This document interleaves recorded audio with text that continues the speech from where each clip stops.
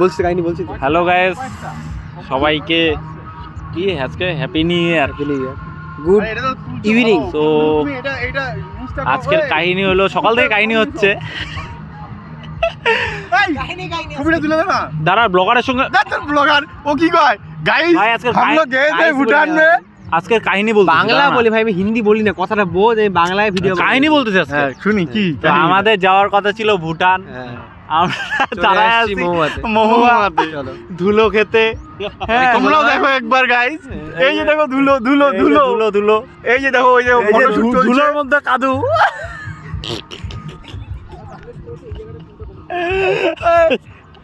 আজ আমরা একটা সেলফি নেই, গ্যাস সেলফি নেই গ্যাস, আমাদের মতো জীবনে ফলস খাওয়া না, চুটি নিয়ে কইরে আসে সব কিছু। দাদু ফলস খাওয়া কেমন লাগতো তোমার?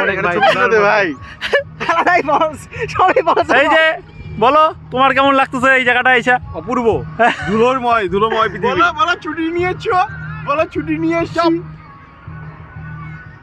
হে ভোলেনাথ। না, জায়গাটা সুন্দর আছে ভাই, এখন দেখতে সুন্দর লাগতেছে। এই যে সবাই পিকনিক খাচ্ছে।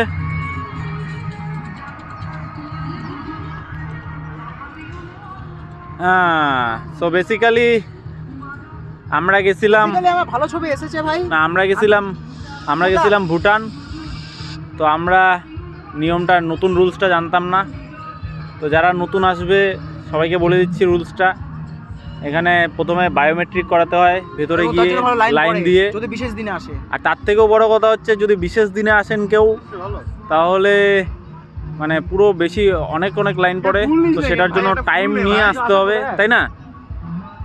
হ্যাঁ, তো যাই হোক, এই যে ব্লগার আমার ক্যামেরাটা ঠিক করে দিচ্ছে, থ্যাংক ইউ ব্লগার, ওয়েলকাম। এটা তো বলছি ঠিক আছে।